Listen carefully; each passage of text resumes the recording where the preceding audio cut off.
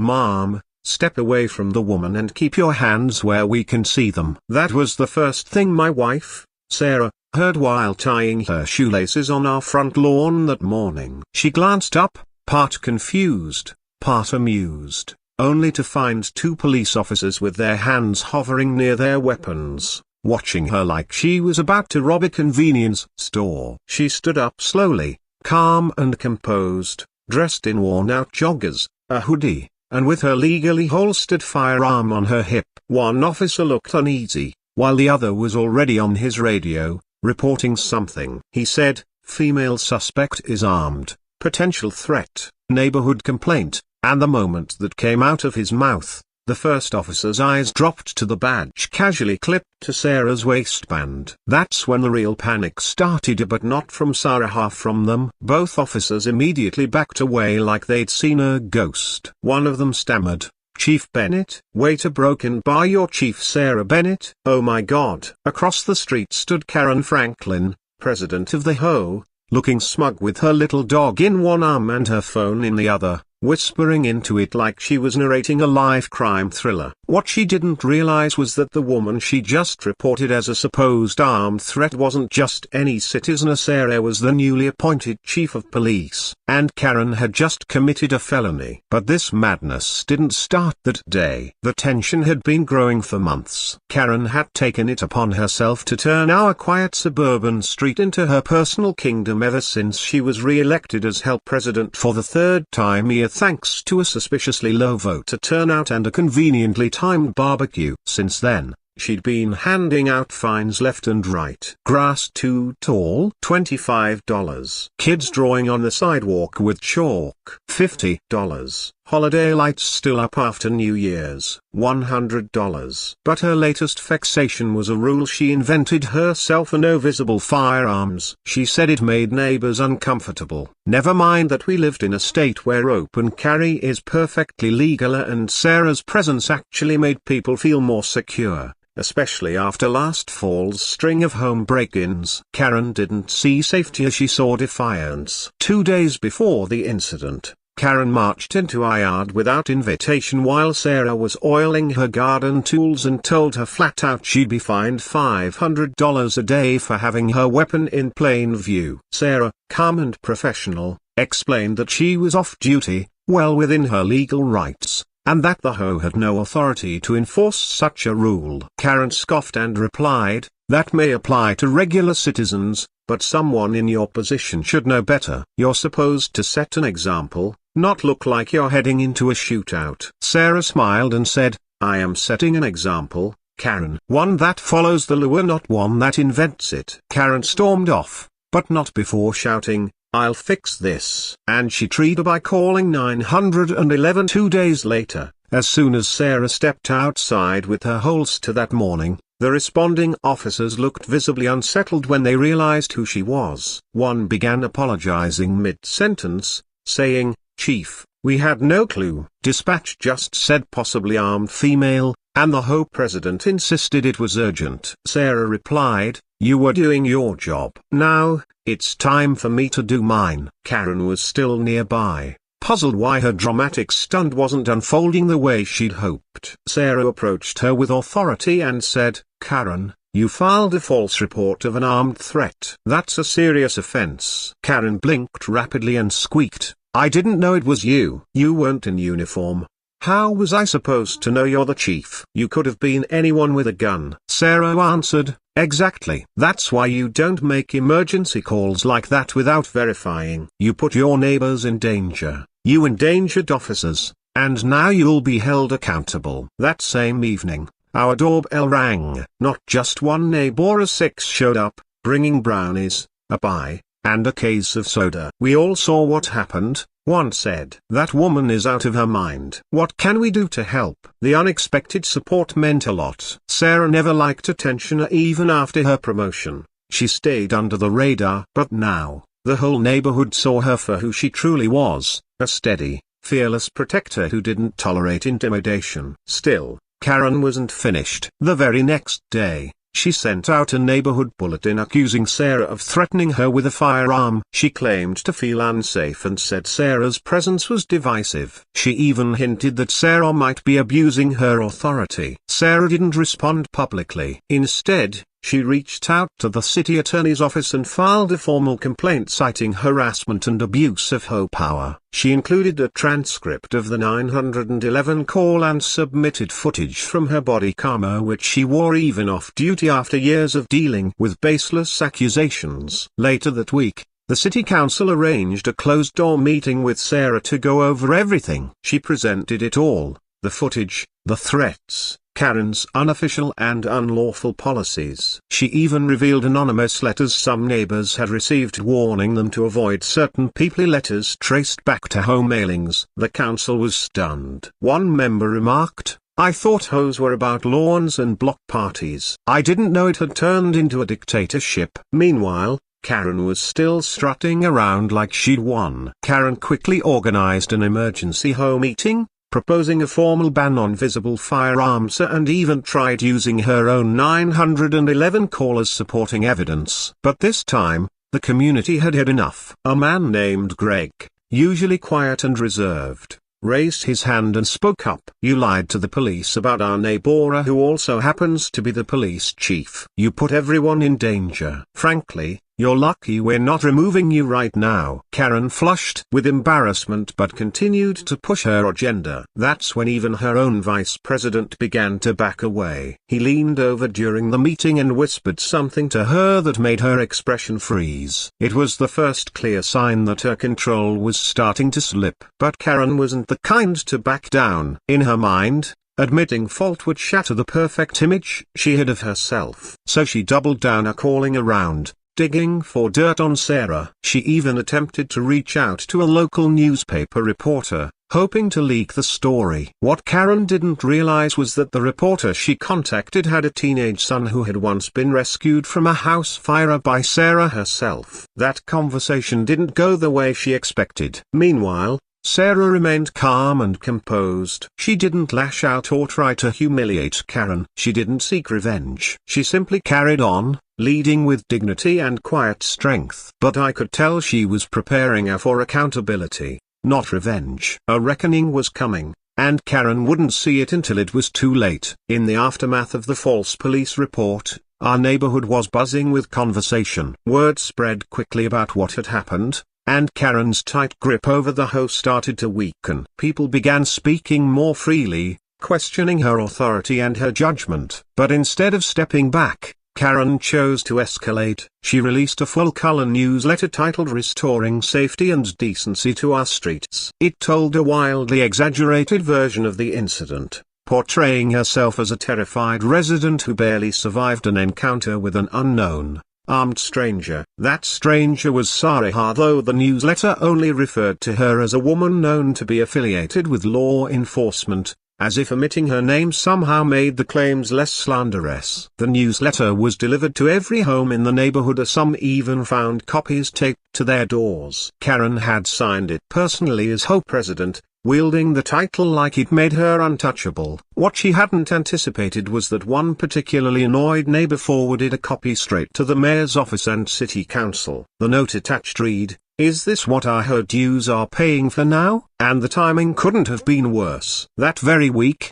Sarah was scheduled to speak at a citywide public safety forum, an important event attended by department heads, media, and state representatives. Sarah, being who she was, didn't let the opportunity slip by. At the podium, she spoke with quiet confidence and not drama. She presented facts. She walked the room through the 911 incident, displayed screenshots from the Ho newsletter, and clearly laid out her legal rights as both a private citizen and a law enforcement officer. Her tone was calm, deliberate and not angry, just truthful. She showed how Karen's actions weren't just personal, they were dangerous. She misused emergency resources and created unnecessary panic in the community. Then Sarah played a recording, a snippet from the 911 call. Karen's voice, frantic and exaggerated, described Sarah as a dangerous, unknown threat. You could feel the tension shift in the room. There was a moment of heavy silence before the mayor asked,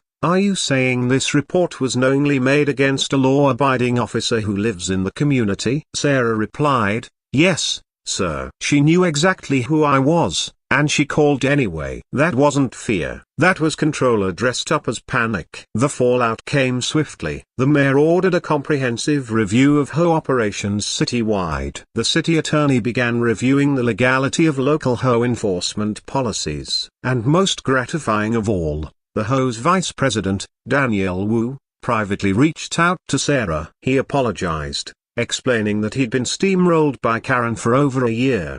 He admitted she had been issuing unauthorized fines and making decisions without involving the board. Sarah urged him to go public. And he did. Daniel submitted a formal statement to the city clerk, exposing Karen's so-called rules as nothing more than her personal fantasy of authority. Still, Karen didn't stop. She called a special Ho board meeting at the community center, trying to frame everything as a personal vendetta. She accused Sarah of pushing an agenda and intimidating residents into silence. But this time, the room wasn't buying it. One by one, residents stood to challenge her. An elderly woman named Mrs. Geller, who had lived in the neighborhood for 35 years, stood up and said, "I've seen Sarah help this community more times than I can count. She helped my grandson when he got locked out. She stopped a drunk driver last year." "Karen, all you do is send nasty emails and hide behind your title." Karen's facade began to crack. She tried to interrupt, but the atmosphere had changed. Another resident stood, holding a printed copy of the newsletter. "You want to talk about safety?"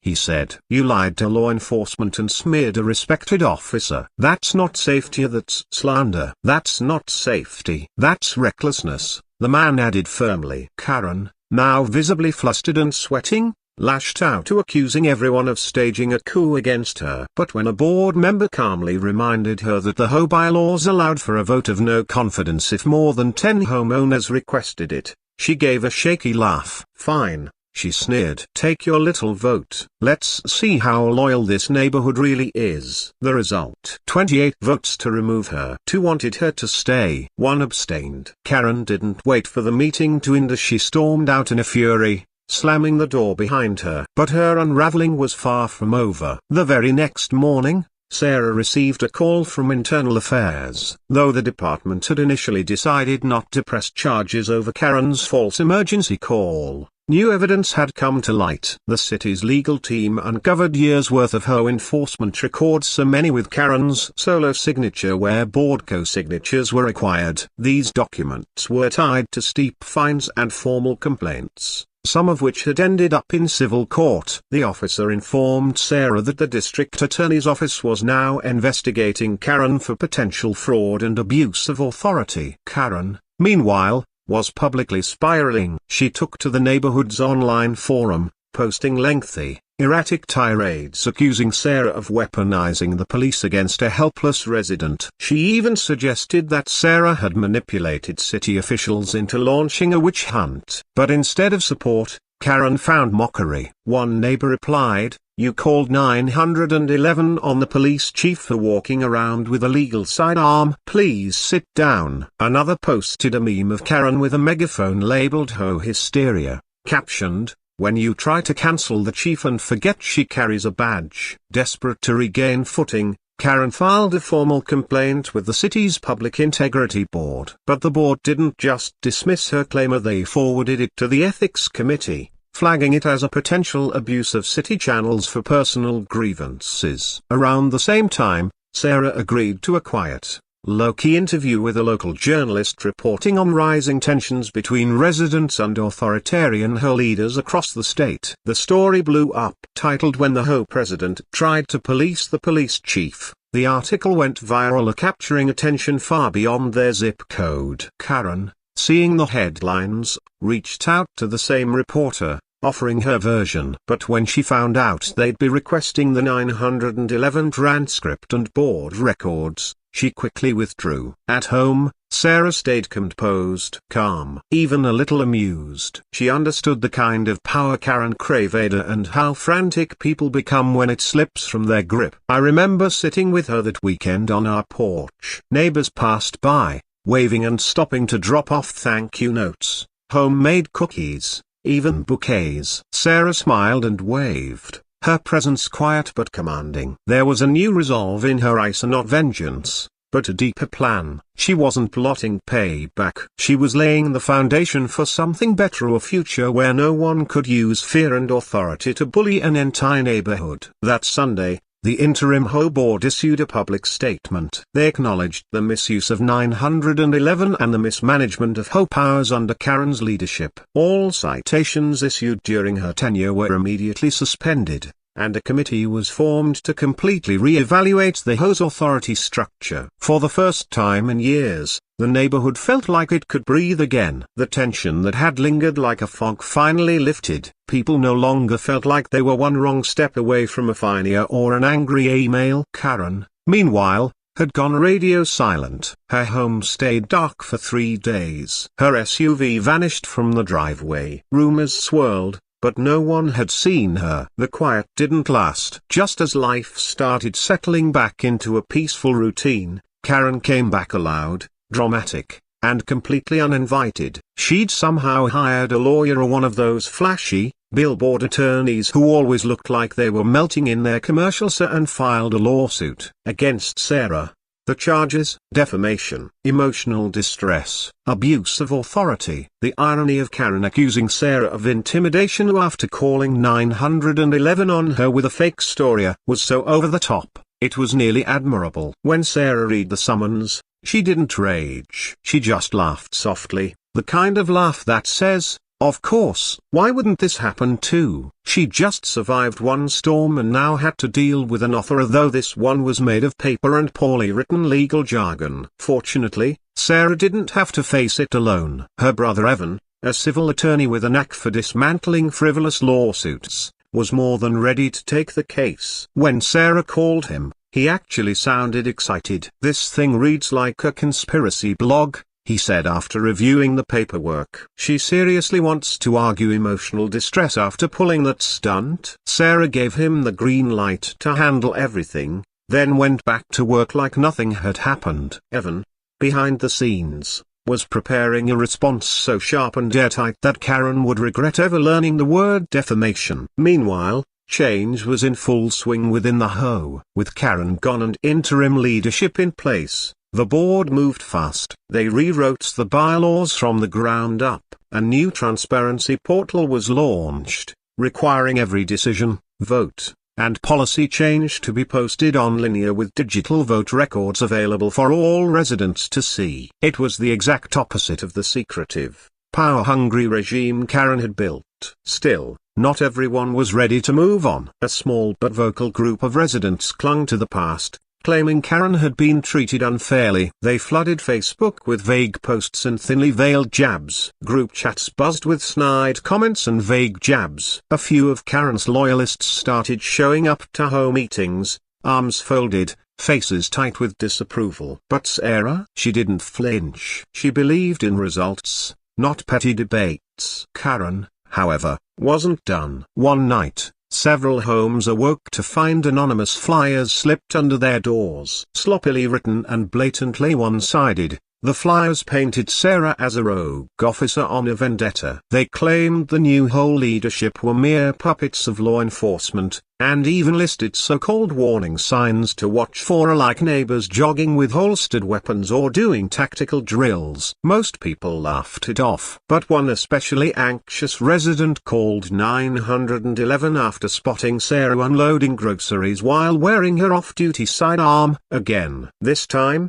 the responding officer not only recognized Sarah, he'd been trained by her just 2 months earlier. He knocked politely, apologized, and explained that although protocol required him to respond, no action would be taken. Sarah thanked him and calmly wrote up a report of her own. She was done ignoring Karen. Now, she was documenting everything. Just 2 days later, Another major blow struck Karen's crumbling image. The city's legal team finished auditing her financial records from her presidency. What they found was staggering. Over $75,000 missing. Most of it was marked under vague entries for community security upgrades. These so-called upgrades, payments made to a private contractor who didn't have a business license, insurance, or even a physical office. The entire security firm looked more like a phantom entity, a shell that Karen had likely used to move money without oversight. When questioned, Karen leaned into wild conspiracy theories. She insisted the audit was a politically motivated smear campaign orchestrated by Sarah. She claimed she was being targeted because she knew too much. Her attorney, now visibly exhausted during court appearances, tried to maintain composure, but even he couldn't spin the financial discrepancies. Meanwhile, Karen's defamation suit against Sarah was unraveling fast. Sarah's legal team introduced damning evidence, screenshots from a private Ho group chat Karen had created. The chat included comments directly naming Sarah, mocking her, and even one that read, "We can't let her badge protect her, she has to go." The presiding judge reviewed the logs and raised a brow. "Miss Franklin," he said, peering over his glasses, "are you aware that knowingly filing a false defamation claim is itself a punishable offense?" Karen stammered, attempting to deflect with some incoherent remark about free speech. The courtroom chuckled. Her attorney immediately requested a recess. They never returned with a continuation. The lawsuit was dismissed before the week was out. But Karen's spiral didn't end there. She began showing up uninvited at community events, lurking on the edges like a storm cloud no one had forecasted. At one city-sponsored barbecue, she appeared out of nowhere with a megaphone and launched into a rambling tirade about police corruption, Ho cover-ups, and surveillance drones spying on her kids. Parents quickly moved their chairs. Children cried. A city marshal gently approached and asked her to leave. She refused, shouting about her right to speak in a public park. What she didn't realize was that the area had been formally reserved for a public event, making her outburst grounds for removal. She was escorted out again, caught on video again. The footage was posted to the neighborhood group chat, captioned, "Karen's Greatest Hits, Volume 3. At this point, Karen had become a neighborhood punchline. But Sarah wasn't laughing. She knew that people like Karen, when cornered and humiliated, didn't just go quietly. They lashed out. Then the emails started. They came from random addresses. Some were vaguely threatening. Others were just odd. One accused Sarah of orchestrating a government coup within the Ho. Another warned she would soon answer to divine judgment. Sarah traced the IP addresses. Most were sent from a local coffee shop's public Wi-Fi. But one careless sender had left their name in the signature, a Karen's ex-boyfriend, who had previously served as her Ho treasurer. That was enough for Sarah to secure a restraining order. It was approved within 48 hours. But instead of letting the chaos consume her, Sarah turned it into something constructive. She launched a new precinct-wide training initiative for officers, covering false reporting, help hour abuse, and how to de-escalate neighbor disputes. She spoke at town halls, led workshops on civic transparency, and inspired conversations about accountability and community-led governance. Her story resonated, not just locally, but statewide. What started as one woman standing firm against her tyranny had become a blueprint for how to dismantle small-scale corruption with patience, truth, and a paper trail. As for Karen, she vanished from public view. Her home went up for sale within a month. The for sale by owner sign quickly changed to bank-owned. Rumors swirled. Karen had leveraged everything, taking out multiple loans, including one backed by Ho funds. She'd gone all in, trying to build a security empire built on fear and control. And when that house of cards collapsed, so did her finances. By the end of the third month, Sarah had returned to her morning jogs, the same path, same holstered sidearm, same calm expression. But now, every neighbor's wave felt like a salute. The woman once treated as a threat had become the block's most respected figure, not because she fought fire with fire, but because she refused to let the fire consume her. Karen, once self-crowned queen of the cul-de-sac, had become something else entirely, a cautionary tale parents whispered to their kids about what happens when pride outweighs principle and power is abused. Just as the neighborhood seemed to exhale and settle into peace, a new disturbance rippled through. The interim Ho board had begun rebuilding the wreckage Karen left behind. They partnered with the city to revise outdated bylaws,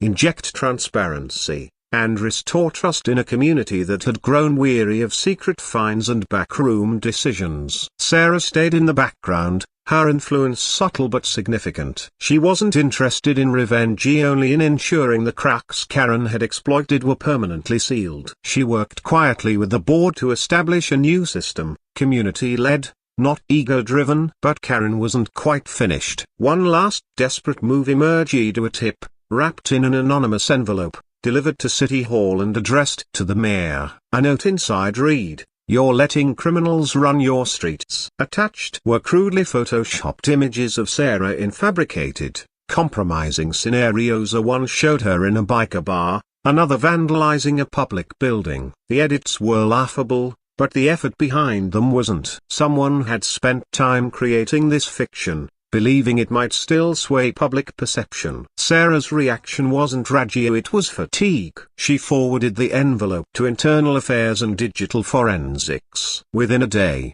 the metadata led investigators to Karen's old laptop, the same one she'd claimed was turned in during the Ho audit. But the serial numbers didn't match. Karen had kept the original and submitted a decoy. That was the last piece they needed. Investigators secured a warrant to search Karen's storage unit, previously flagged during the financial probe. What they uncovered made everything else seem like a warm-up. Boxes of held property were stacked from floor to ceiling, some unopened. There were gardening tools, community signage, and at least 4 drones labeled Neighborhood Safety Patrol. Also found were Ho checks, files on residents, and a deeply unsettling spreadsheet titled Priority Control Targets, complete with names, addresses, and fabricated violations like loud laughter, intense eye contact, and potential sedition. It was surreal. Karen hadn't just overstepped, she tried to build a secret government fueled by paranoia and an Excel addiction. Sarah was called in to review the evidence. She said little, but I saw her jaw tighten. This wasn't just a betrayal of trust. Karen had drafted psychological profiles on nearly every resident she disliked, including children. One document labeled Emerging Threats named 3 teenage boys who often skateboarded near the clubhouse. It described them as highly mobile youth units with low obedience thresholds. It would have been absurd if it wasn't so unnerving. The city convened an emergency session. Karen was officially charged with multiple counts: fraud, illegal surveillance, misappropriation of public funds, and falsifying records. The charges triggered a wider investigation, one that reached far beyond our zip code. Karen had gone from neighborhood menace to national headline. News vans parked along the streets. Reporters hovered outside City Hall, eager for a glimpse of the woman who once called the police on the police chief and ended up exposing structural Ho corruption statewide. And right on cue,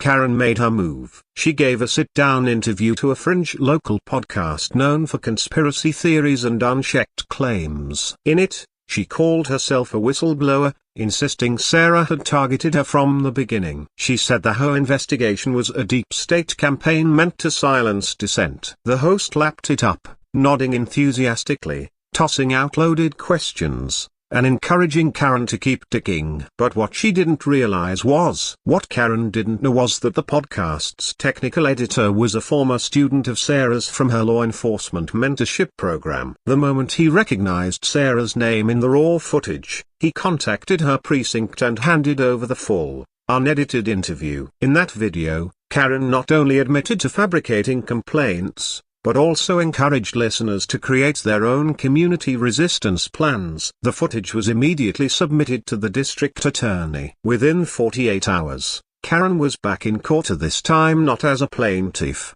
or a meddlesome neighbor, but as a criminal defendant facing serious jail time. Her attorney, the same Billboard famous litigator from earlier, begged for a plea deal. But the DA had no interest in leniency. Too many lives had been disrupted by Karen's games. Elderly residents had lived in fear. Families had been pushed into financial strain. Children had been harassed for simply playing outside. Karen's fall wasn't just personal, it had become a symbol of justice long overdue. Meanwhile, something unexpecteder and beautifuler was blooming in her absence. The neighborhood began to breathe again. With Karen finally gone, people reconnected. The tension that had clung to the community like heavy air began to lift. Sidewalks once again filled with chalk drawings. The park hosted its first Easter egg hunt in 4 years. Neighbors who had once avoided eye contact at meetings now chatted over fences. And Sarah, steady, humble Sarah, never sought the spotlight. She refused to let herself be elevated into another authority figure. This wasn't about replacing one ruler with another, she reminded everyone. It was about ensuring no one ever held unchecked power again. That humility only deepened the respect people had for her. When the new Ho board asked Sarah to cut the ribbon on the renovated clubhouse, she hesitated. But in the end, she agreed. The event was cheerful, simple, and blissfully uneventful, exactly what the neighborhood needed. There were cupcakes, children ran across the lawn playing tag, no megaphones, no veiled threats, no power plays, just sunlight, laughter, and a collective sense of peace. As the event wound down, a courier approached Sarah with a letter and no return name, just a plain white envelope. Inside was a single handwritten note from Karen. It was sloppy, with misspellings and smudges, clearly written in haste, but it was unmistakably an attempt at an apology. "I didn't realize how far I was going," it said. "I felt threatened by your confidence." It wasn't redemption, but it was something. Sarah read it once,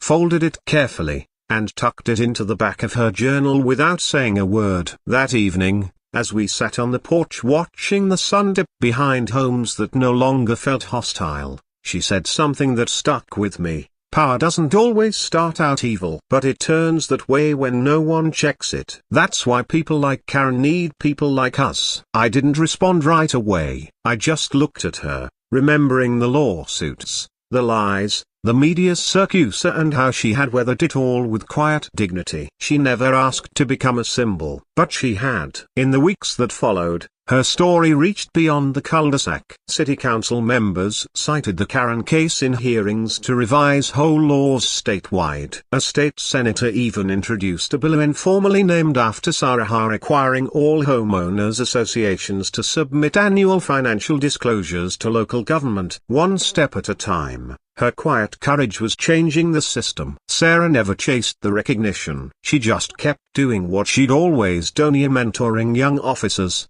walking her morning route, maintaining the same calm presence that had once triggered Karen's spiral. Because in the end, the real victory wasn't Karen's fire, it was the community's rise. It was trust, restored, accountability, established, peace, rediscovered, and above all, a shared understanding of what real leadership looks like, not fear-driven, but grounded in service. Sarah didn't just endure storm, she redirected it. And the neighborhood would never forget. In the final chapter of a saga that once held our entire community in silent tension, something far more powerful than revenge took root. It wasn't loud. It wasn't flashy. No one threw a parade. There were no medals or speeches. Instead, there was the return of normalcy. The precious, often overlooked rhythm of ordinary days. People started tending their lawns, and not because they feared citations, but because they took pride in where they lived. Porch lights flickered on in the evenings with a warmth that had been missing for years. Children played without checking over their shoulders. Even the grumpy neighbor 3 houses down started waving. Karen wasn't just gone here, she was no longer the centerpiece of every conversation. She had become a ghost, a memory the neighborhood was finally ready to let go of. But her actions still echoed. Fueled by overwhelming public support, the city council passed sweeping legislation mandating oversight for every hoe within city limits. Transparency portals became law. Regular audits became standard practice. Homeowners were given the right to vote on any major spending. And it all began with one false 911 call on a woman walking her dog illegally armed, but wrongly feared. What started as petty overreach had ignited a statewide reckoning. Sarah never stood on a podium to take credit, but behind the scenes, she had been quietly invited to speak at leadership panels and law enforcement trainings. Most of those, she declined.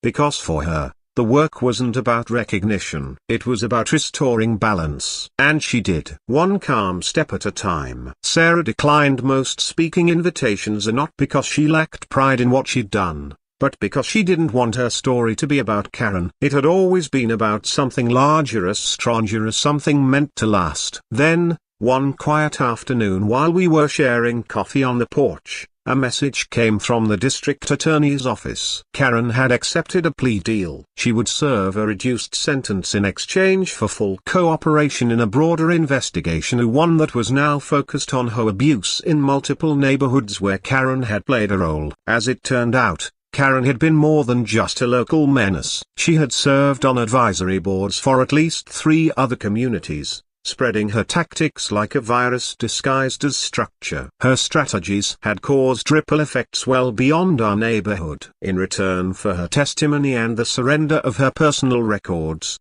Karen would avoid prison. But the consequences were still substantial. She was permanently barred from serving in any public or civic capacity. Her name was added to a statewide database of disqualified individuals, so alongside those convicted of election fraud and public trust violations. Sarah read the DA's notice with her usual calm demeanor, but I noticed something shift in her eyes, a quiet flicker of closure. Not satisfaction, not revenge, just resolution. Karen was finally out of the system she had once exploited. She could no longer knock on doors, stir up fear, or manipulate neighborhood committees. Legally and officially, she was exiled. And for the first time, we all truly exhaled. But just as we were settling into this long overdue peace, something unexpected arrived. An envelope, plain, official looking, no return address. Sarah opened it slowly, her brow furrowed as she scanned the contents. It was from Karen's legal representative, not a threat,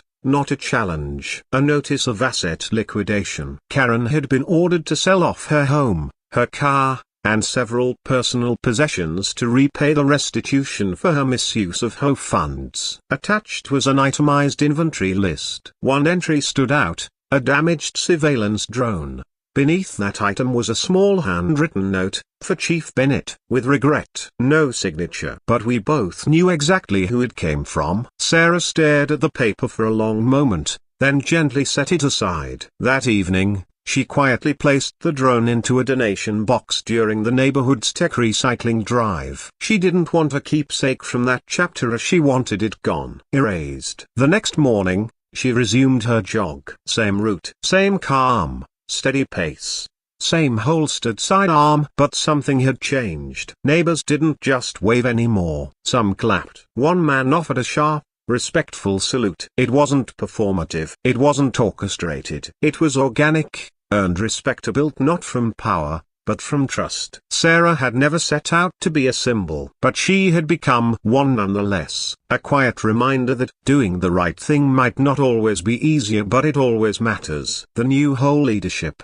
inspired by all that had unfolded, went further than anyone expected. They transformed the old community enforcement center of the cramped, windowless room Karen had once used to issue fines and summon residents for scoldings into something entirely new, a resource library. Now it offered guides on neighborhood laws, homeowner rights, and peaceful conflict resolution. The very space once used to intimidate had been reclaimed, reborn as a place of empowerment. And Sarah? She kept showing up, not for praise, not for power, just because it was the right thing to do. When Sarah was invited to cut the ribbon at the reopening of the newly transformed center, she politely declined. She chose instead to attend quietly, simply as a neighbor. As the event wound down, people began approaching her, not just to thank her for what she did, but for how she did it. With grace, with restraint, with unshakable patience. One moment in particular stood out. A teenager, someone Karen had once fined for so-called reckless skateboarding, walked up, a little shy, and handed Sarah a small thank you card. Inside, it read, Thanks for proving that one person can make a difference here even when everyone's watching and waiting for them to mess up. Sarah didn't say much. She just smiled, nodded, and gave the kid a high five before walking off into the evening sun. That's who she was, never flashy, always steady. In the weeks that followed, something new began to take shape in the neighborhood. A real sense of community, organic and alive. People who once kept to themselves now hosted potlucks, organized movie nights, and built a gardening co-op. A colorful chalk mural began appearing weekly near the park, filled with quotes about courage, fairness, and kindness. No one took credit. No one had to. We were connected again, and we liked it that way. What Karen had tried to control and fracture with fear had grown back stronger and more resilient and unified than ever. Eventually, Sarah was formally recognized by the city council not for enduring Karen's campaign of harassment, but for doing so with a level of professionalism that made the city proud to call her their chief of police.